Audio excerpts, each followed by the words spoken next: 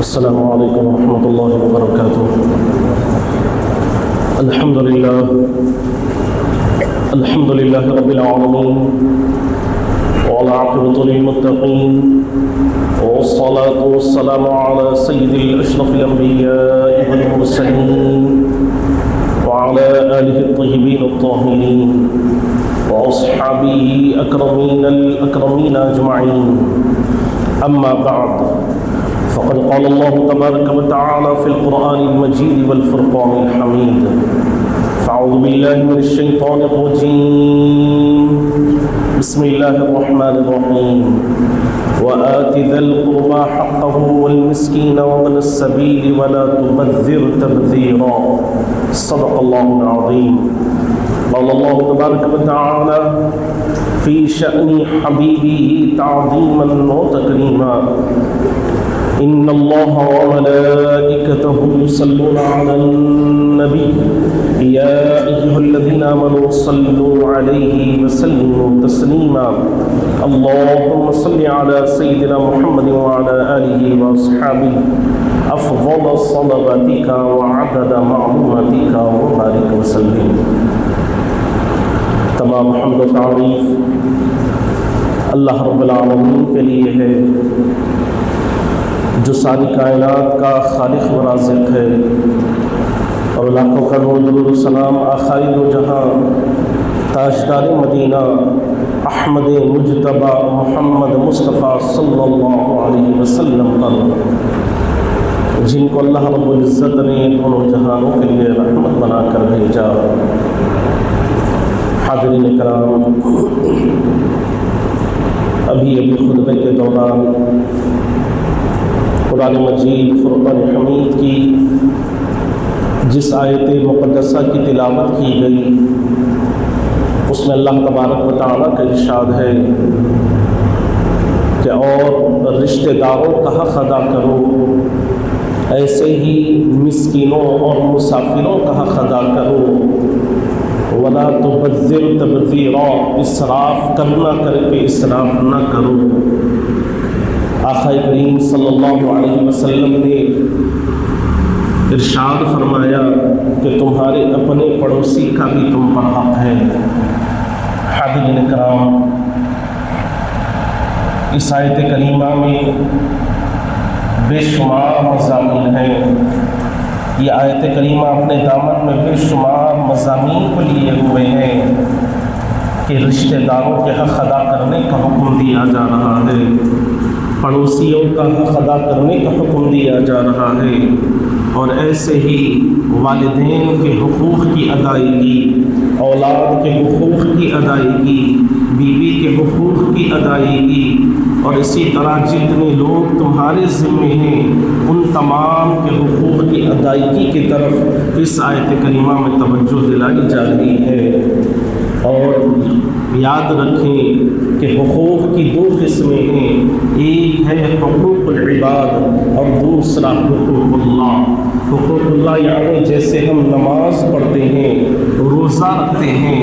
زکوٰۃ دیتے ہیں، حج ادا کرتے ہیں، تو اس سے اللہ تبارک و تعالیٰ کا حق ادا ہوتا ہے، اسے حقوق اللہ کہا گیا ہے، جس سے ہم اللہ تبارک و تعالیٰ کی فرما برداری کرتے ہوئے اس کے حقوق کو بجا لاتے ہیں۔ اور حقوق العباد یعنی اگر ہم اپنے دل میں درد دلی، محبت اور ہمدردی کا جذبہ رکھتے ہوئے دوسروں کی ضروریات کا خیال کریں گے، اپنے پڑوسیوں کی ضروریات کا خیال کریں گے، اپنے رشتہ داروں کی ضروریات کا خیال کریں گے، محتاجوں کی مدد کریں گے، ضرورت مندوں کے ساتھ تعاون کا معاملہ کریں گے، تو یہ اسے حقوق العباد کہا گیا ہے۔ اور حدیث پاک میں آتا ہے، حدیث قدسی کا مفہوم ہے کہ اللہ تبارک و تعالیٰ فرماتا ہے کہ اگر تم میرے پاس کوہ احد کے برابر بھی گناہ لاؤ گے، میرے حقوق ادا نہ کرو گے، میرے حقوق کی ادائیگی تم سے مکمل نہ ہو سکے گی، اور کوہ احد کے برابر بھی، احد پہاڑ کے برابر بھی تم میرے پاس گناہ لاؤ گے، تو عین ممکن ہے کہ میں اپنی رحمت سے تمہارے گناہوں کو معاف کر دوں۔ لیکن حقوق العباد یہ ہے کہ اگر تم نے بندوں میں سے کسی کا حق مارا ہوگا، کسی کی حق تلفی کی ہوگی، کسی کے ساتھ ظلم و ستم کیا ہوگا، کسی کے ساتھ اپنی طاقت کا زور دکھایا ہوگا، تو پھر یاد رکھو اگر تم میرے پاس ایک رائی کے دانے کے برابر بھی گناہ لاؤ گے تو میں تمہارے اس گناہ کو اس وقت تک معاف نہیں کروں گا جب تک کہ تمہیں وہ شخص معاف نہ کر دے جس کا تم نے حق مارا ہوگا، جس کے ساتھ تم نے ظلم و ستم کیا ہوگا، جس کو تم نے تکالیف پہنچائی ہوگی، جس کو تم نے اذیتیں پہنچائی ہوگی، جب تک وہ تمہیں معاف نہیں کرے گا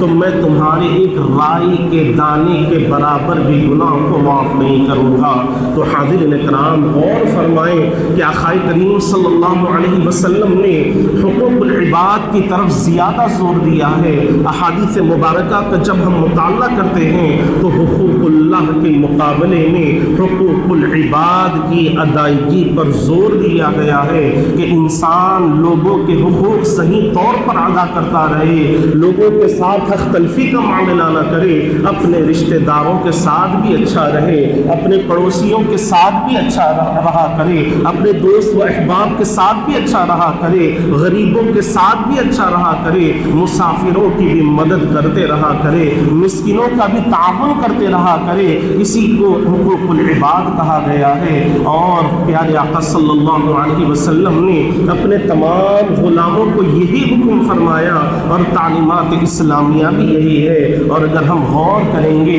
تو ہم جس مذہب کے ماننے والے ہیں، جس اسلام کے ماننے والے ہیں، جس شریعت کو فالو کرنے والے ہیں، وہ شریعت بھی ہمیں اسی طرح کی تعلیم دیتی ہے، اسی طرح کا ہمیں سبق سکھایا جاتا ہے۔ لیکن حاضرین کرام آج کل کچھ ایسے لوگ بھی ہیں جو اللہ تبارک و تعالیٰ کے حقوق کی ادائیگی کرتے ہوئے یعنی نمازیں ادا کرتے ہیں، روزہ اور حج ادا کرتے ہیں، زکوٰۃ ادا کرتے ہیں، اور لوگوں کے ساتھ حق تلفی کرتے ہوئے یہ سمجھتے ہیں کہ ہم نے اللہ تبارک و تعالیٰ کو راضی کر لیا ہے، اللہ کے راضی ہونے کی سند ہمیں مل گئی ہے، خدا کے راضی ہونے کا سرٹیفکیٹ ہمیں مل گیا ہے۔ ایسے لوگوں کو اس حدیث پاک کو ذہن نشین کر لینا چاہیے کہ ایک مرتبہ آقا کریم صلی اللہ علیہ وسلم تمام صحابہ کے جرمت میں تشریف فرما ہے اور حضور پاک صلی اللہ علیہ وسلم نے ارشاد فرمایا کہ بتاؤ کہ اللہ تبارک و تعالیٰ کے نزدیک غریب کون ہے؟ تو صحابہ اکرام نے عرض کیا کہ یا رسول اللہ صلی اللہ علیہ وسلم الغریب انسان وہ ہے جس کے پاس مال و دولت نہ ہو، روپیہ پیسہ نہ ہو، جائیداد وغیرہ نہ ہو۔ تو حضور پاک صلی اللہ علیہ وسلم نے ارشاد فرمایا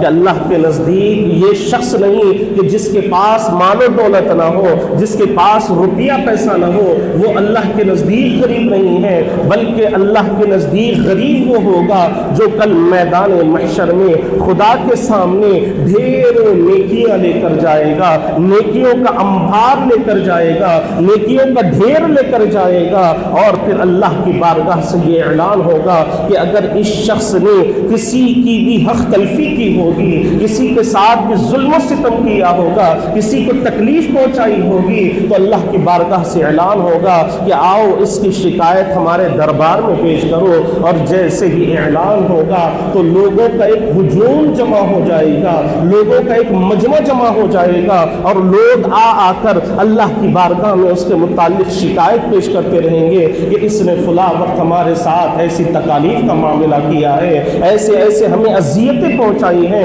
ایسے ایسے ہمارے ساتھ حق تلفی کی ہے، ہمارے حقوق کو پامال کیا ہے۔ تو اللہ تبارک و تعالیٰ فرشتوں کو حکم فرمائے گا کہ اس کی نیکیوں میں سے جتنے لوگ شکایت کرنے والے ہیں ان کی شکایت کے مطابق اتنی نیکیاں اس کے نام اعمال سے نکالی جائیں اور شکایت کرنے والوں کو دے دی جائے، ان کے نام اعمال میں درج کر دی جائیں۔ جب اس شخص کی تمام نیکیاں ختم ہو جائیں گی اور شکایت شکایت کرنے والوں کا ہجوم ختم نہیں ہوگا تو اللہ تبارک و تعالی ارشاد فرمائے گا کہ جن جن لوگوں کی شکایتیں بھی باقی ہے ان کے گناہ اس کے نام اعمال میں درج کر دیے جائیں۔ حاضرین کرام، جب تمام لوگ چلے جائیں گے تو اللہ تبارک و تعالی فرشتوں کو حکم فرمائے گا کہ اس شخص کو لے جاؤ اور اسے دوزخ کے تاریک گڑھے میں ڈال دو، جہنم کی آگ میں اسے ڈال دیا جائے۔ تو حاضرین کرام، یہ فرما کر حضور پاک صلی اللہ علیہ وسلم نے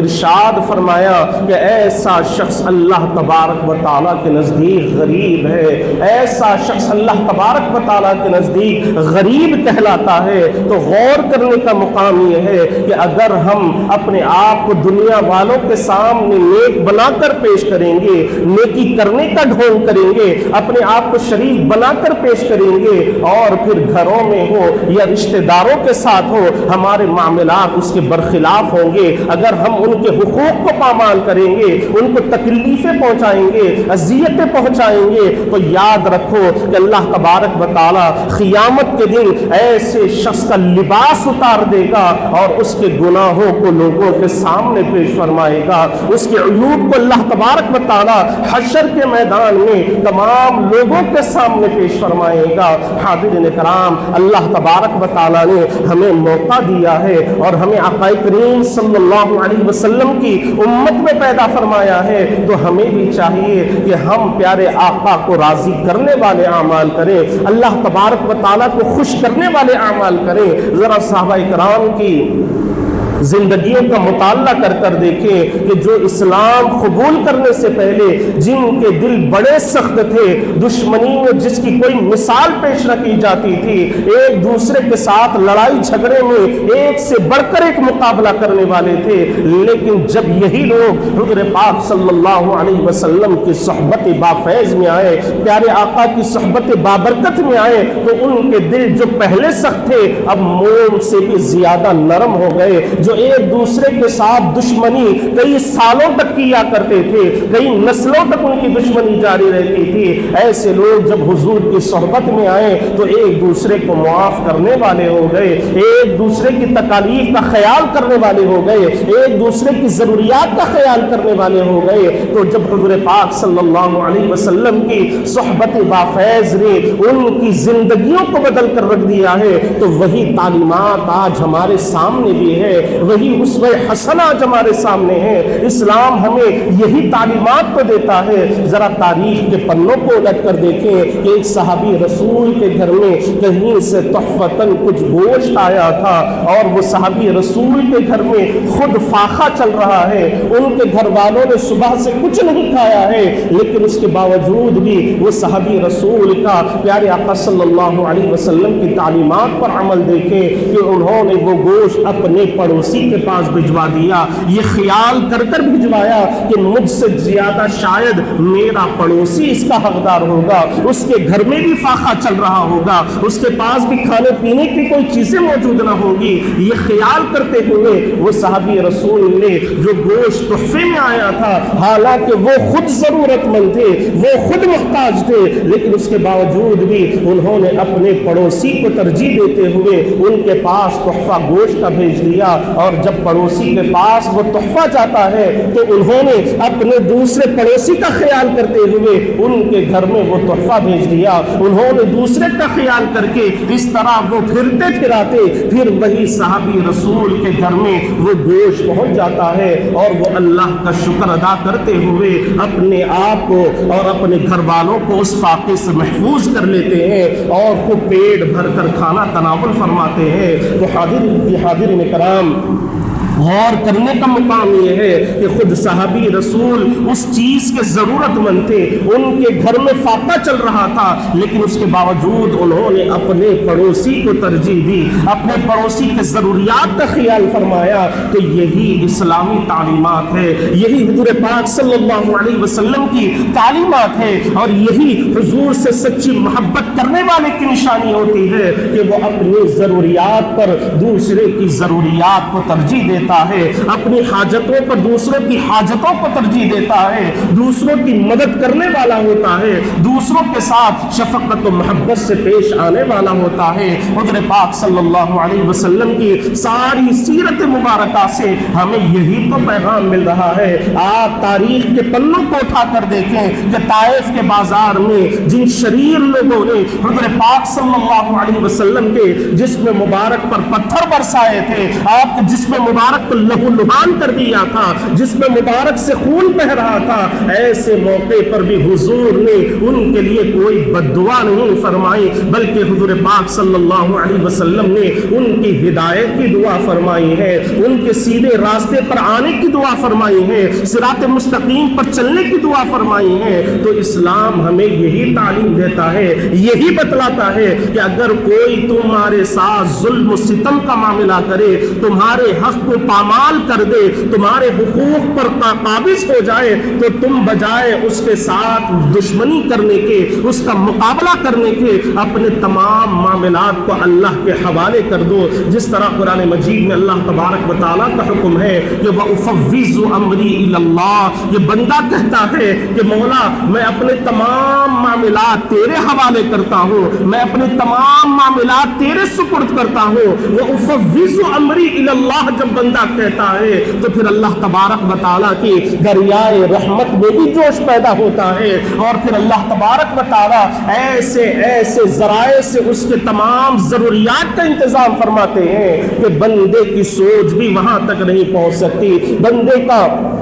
وہم و گمان بھی وہاں تک پہنچ نہیں سکتا. تو حاضرین کرام, آج وقت کا تقاضا یہی ہے کہ ہم اسلامی تعلیمات پر مکمل طور پر عمل پیرا ہونے کی کوشش کریں, قرآن مجید کے احکامات پر عمل کرنے کی کوشش کریں, حضور پاک صلی اللہ علیہ وسلم کے اسوہ حسنہ کو اپنانے کی کوشش کریں. اور جس طرح قرآن مجید میں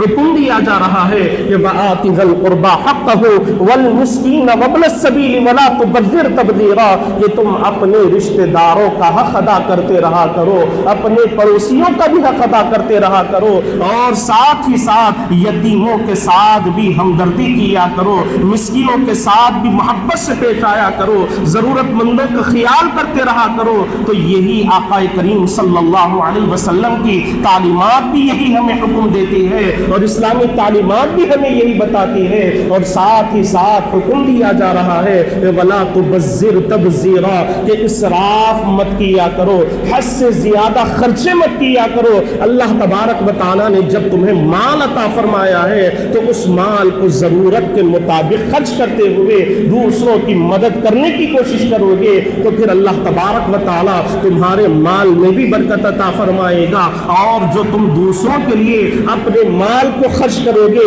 تو اسی مال کو اللہ تبارک و تعالیٰ تمہارے لیے نجات کا ذریعہ بھی بنا دے گا, تمہارے لیے مغفرت کا ذریعہ بھی بنا دے گا. تو تمام باتوں کا خلاصہ کلام یہی ہے کہ ہمیں چاہیے کہ آج کے وقت میں ہم قرآن مجید کے احکامات پر مکمل طور پر عمل کرنے کی کوشش کریں. حضور پاک صلی اللہ علیہ وسلم کی تعلیمات کو اپنانے کی کوشش کریں, اور پیارے آقا صلی اللہ علیہ وسلم نے جس طرح دوسروں کی مدد فرمائی ہے ویسے ہی اگر ہم حضور سے محبت کرنے والے ہیں تو ہمیں بھی چاہیے کہ ہم دوسروں کی مدد کرتے ہوئے, دوسروں کے ساتھ شفقت و محبت سے پیش آتے ہوئے اپنی زندگیوں کو گزاریں گے. تو اس طرح کا عمل کرنا ہمارے لیے دنیا میں بھی برکت کا باعث بنے گا, اور آخرت میں بھی اللہ تبارک و تعالیٰ اس کا بہترین اجر ہمیں عطا فرمائے گا. آخر میں دعا ہے کہ جو کچھ کہا گیا, جو کچھ سنا گیا, اس پر اللہ تبارک و تعالی ہم تمام کو عمل کرنے کی توفیق عطا فرمائے, اور پیارے آقا صلی اللہ علیہ وسلم کے اسوہ حسنہ کو اپنانے والا بنائے. وآخر دعوانا ان الحمد للہ رب العالمین.